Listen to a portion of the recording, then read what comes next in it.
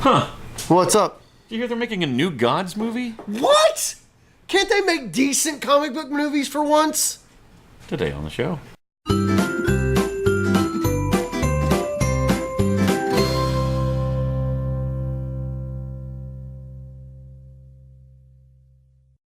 Good morning, Scallywags. You know, there's only so many ways to say that. Yeah, before you just kind of get repetitive. But anyway, today we're random thoughts popping out of my head. Today we are going to be talking about, you know, of course, comic book movies and shows and all of that stuff is all the rage these days. But there's a few that will probably never happen, or unfortunately need to re-happen. Yeah. So we're going to discuss 6 of the comic book movies that we would love to see. Yes. Now, they don't necessarily have to be movies, because there's 1 or 2 of these that I personally think would work better on TV versus a movie, and we'll talk about that when we get to it. But yeah, so we're talking about 6 franchises that we would like to see the creation of based on comic books. Mm-hmm. Books. And at the end, we've got one honorable mention that we both agreed upon. Yes. That we are near and dear to our heart. That not only should it happen, but it could never happen. It's just not financially or feasibly possible as much as it should. And I wish it could, but there's no way. So kick us off. What do we got? Well, it could be an animated. Yeah, it could be animated. They could do that. It wouldn't be as good, though. I don't know. It'd be easier. It'd be acceptable. Yes, that is true. If done correctly. If done right. So, I'll go ahead and kick things off. I would love to see, speaking of animated, I actually want to see an animated movie. Now, this was one that was actually talked about at one point in time. They were planning, they were casting, and then it just disappeared. But I want to see an animated version of Kingdom Come. Oh, that would be great. Especially if they kept a similar style to the Alex Ross comic art. Oh man, if you could get beautiful. If you could get an animation that is very similar to that art style, it would be amazing. Yes, it would. It'd be. I mean, it would have to be. That would be something that they would have to intentionally make for the movie theater, strictly for the movie. Yeah, there'd be no straight to DVD for that type of thing. It's too big. It's too big. Yeah. But at the time, they were talking. They were going to do an animated style, which you know, kind of going on that same principle, I'm not happy with, but. They were talking about Michael Keaton coming back to voice Batman. I think they were talking about, if I remember right, it was like Clint Eastwood at the time talking about Superman. There were some big Hollywood names at the time.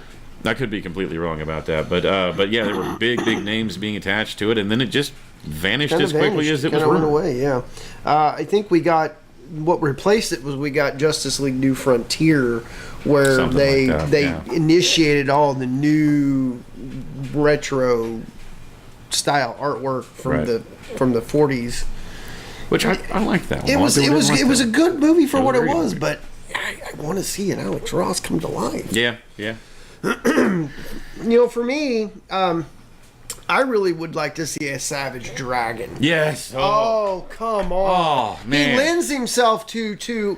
If we got Hellboy, we got a Hellboy. We've got Hellboy. Why can't we have a Savage Dragon? We've got the tick on Amazon now. I mean, even if they made that style of show for, say, Netflix or Amazon or Hulu or any of those, I mean, it could go. I would be happy with that. Go straight to streaming, and it would be fine as long as they're willing to put the budget to make it look right. Yeah. I mean, you got a great suit for the Tick. Right. You got a good actor that plays the Tick on Amazon. So your suits are great. Just make sure that they got the big spiky frill and kicks. You know what? And it's fun. You've got action. You've got humor. You've got. It's just a fun. It's a fun comic book. See, that's one of those I think would make a better show than it would a movie. I mean, a movie would be great, but it would be too. I don't think you could. There's too much story there to cram into a 2-hour thing. Yes. There's too much. You could just keep that train rolling. Just keep right. Absolutely. Which, speaking of things that I think would make a better show than a movie, Moon Knight. I want to see Moon Knight join the Netflix family. Why not? So bad. It would be amazing for him to join the Netflix series. Now, I say I want to see it on Netflix. If you were to make a Moon Knight movie, yes, it would be awesome. But it would be Batman with magic. Pretty much. You cannot cram that character into 2 hours. It just cannot be done. No, you've got to tell it over 16 or 18 or even 22 episodes. Yeah. And you know how my biggest beef with the Netflix series, Punisher was a little better as far as I'm concerned, but it still did it. And even Daredevil Season 2, which are those 2 properties I think are my favorites so far. Daredevil Season 2 and The Punisher. Haven't really cared for the rest of them. But even these did it as well. So all of the Netflix series have the same problem. Beginning of the season, awesome. End of the season, awesome. Middle of the season, boring as crap. That's putting politely. Where you can see that they're like, God, we got to stretch this story out for 10 episodes. God, man. I really saw that in the first of Daredevil season 1, oh, God, when they kind of stretched out the Wilson Fisk thing. You went just from a little bit longer. We need him just a little bit longer. You went from that awesome hallway fight in the second episode, third episode, just amazing. Of season 1 to, oh, okay, so he's fighting gangs and Kingpin's crying, okay. And he's still crying. I will admit, I really liked who they got to play. Now we're going to hear Wilson about his Fisk. family. I really like who they got to play Wilson Fisk. That's a tangent for another time. We're going to meet each other. Yep. Oh, okay. Here we go. Here we go. Oh, it's over now. Oh, well, that was disappointing. That's Netflix in a nutshell. That's Netflix in a nutshell. But Moon Knight is an interesting enough character, and there's enough backstory, and there's enough just story in general. You would need 13 hours to do that. Mm-hmm. Yeah, no, I completely agree with you. I don't think you could do 2 hours of a Moon Knight any kind of justice. And also another reason why Moon Knight should be on Netflix, it is an established canon. Moon Knight and the Punisher are friends. Yes, it is. Very much so. Moon Knight is one of the few people who can actually work side by side with the Frank Punisher, Castle, yes. And Frank Castle likes him. Yes. There you go. And Netflix, there's your intro. Yeah. There's your intro. Now it's been rumored. It has been rumored that Moon Knight may be coming to Netflix. And I there's your in. Yep, there's Season your 2 in Punisher's right coming up. Mm-hmm. Make it happen. For me, we got a movie. What was it, back in the 90s? Early 2000s, we got a Witchblade movie. Well, it was a TV series. Or it was a TV series. Yeah, and it was a TV series, and it was awful. We need a reboot. It's got to have a reboot. Witchblade is one of those strong female characters that seems to need to be around today. Careful what you say there. Yes, well, the reason... Okay. So, yes, the Witchblade we all know and love is a female and therefore can be considered a strong female character. The Witchblade is an actual gauntlet, and therefore... The Witchblade is male and therefore seeks out hot females to bond with. True. But therefore creating... therefore creating the strong female character. Yeah. I get where you're going with it. That's a touchy one. You could work around it. You could be They would probably honestly just leave that part out. They could make it an alien artifact or something. It wouldn't have to be a bonded male demon like it is. Yeah. But I still want to see a really... But I can see it getting retconned. Real quick, especially in today's day and age. No. But I could see it, and I want to see a good Witchblade, because... I'd go as far as to even say they should build that whole universe. I mean, bring in the darkness. Oh yeah, stuff like that. I mean, because they're very, very interesting stories. Mm-hmm. I mean, definitely different from the Marvel or DC that everyone sees nowadays. It was totally different. Those are top cow properties, and they need to really step it up. Step it up. Come on, guys. Yeah.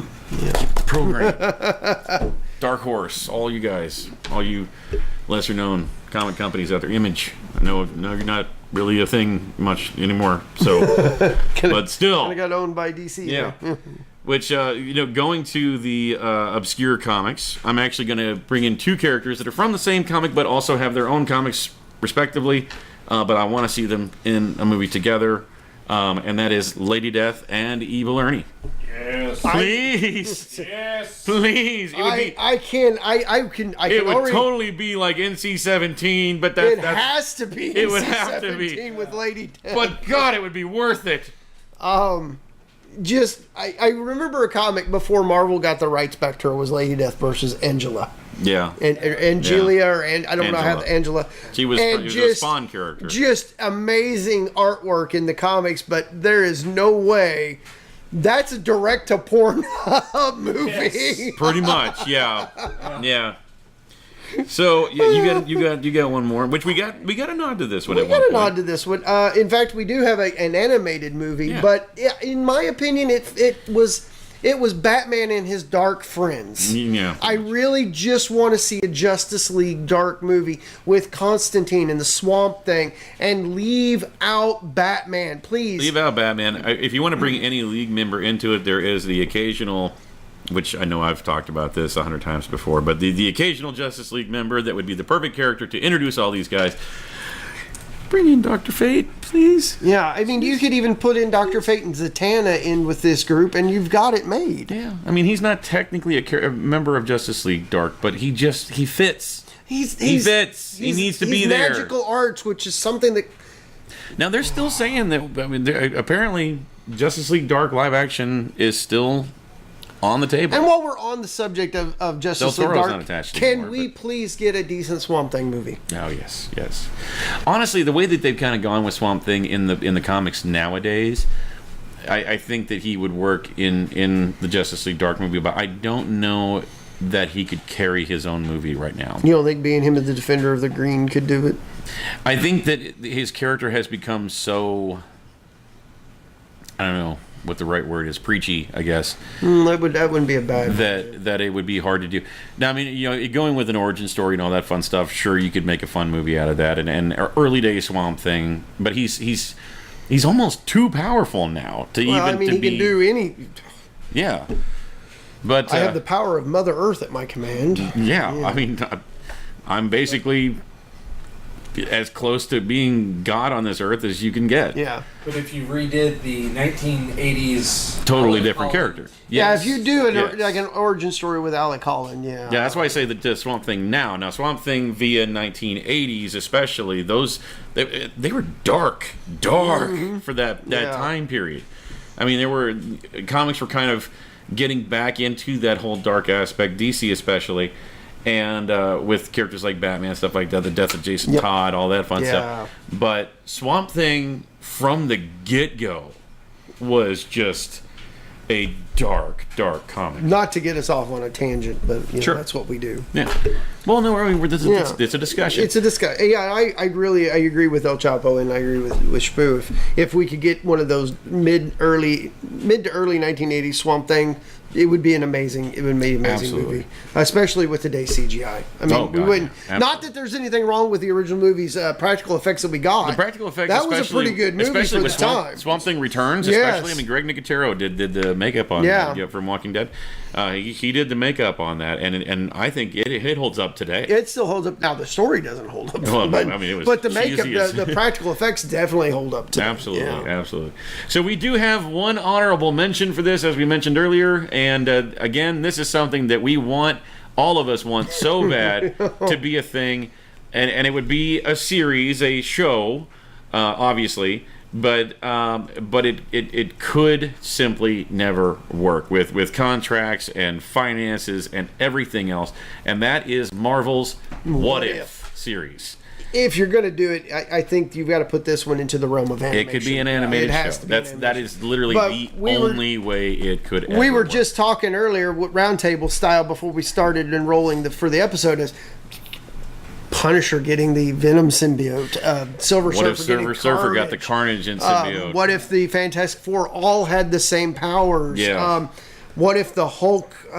There's so many what ifs out there. I'm having trouble thinking of it. I just remember that was my favorite one from all time. Was what if Carnage attached itself to the Silver Surfer? Yeah. And I was trying to look up some of the best ones. There's like Punisher became Captain America. Yeah. Let's see here.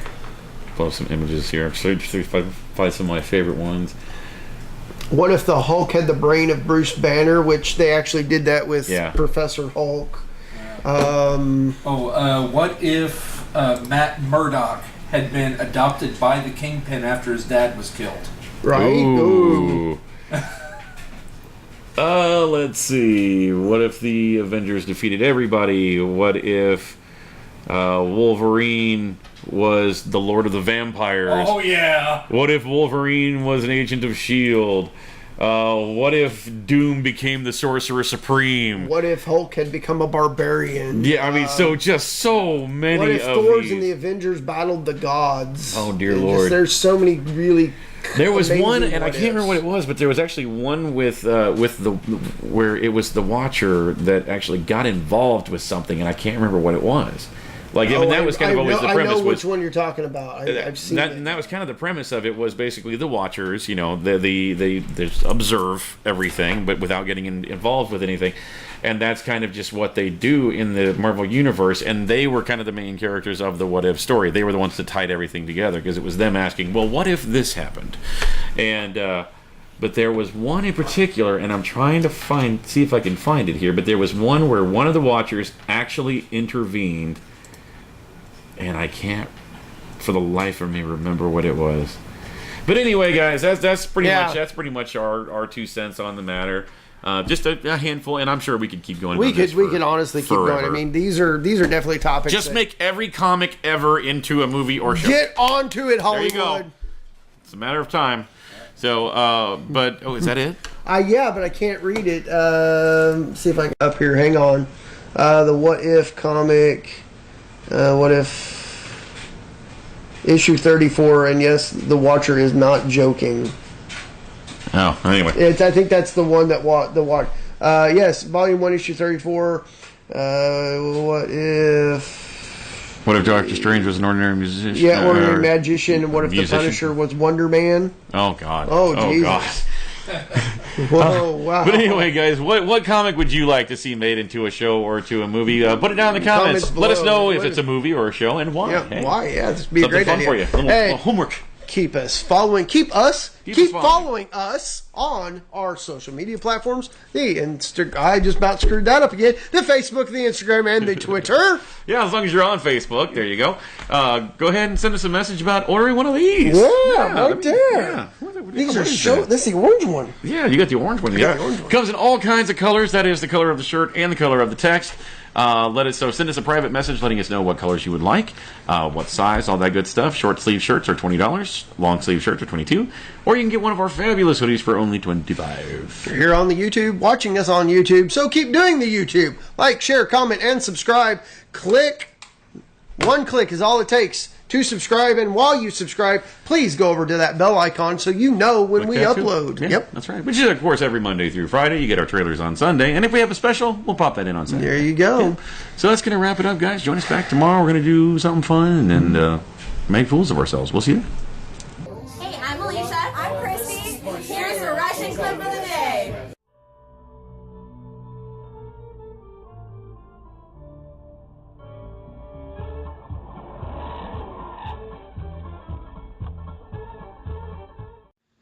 Hey guys, thanks for watching that video. We hope you enjoyed it. Yeah, and if you liked what you see, go ahead and click on our faces to go ahead and subscribe to get all of our Monday through Friday stuff. Indeed, and here's a couple of links down below that you can follow to watch more shows like it.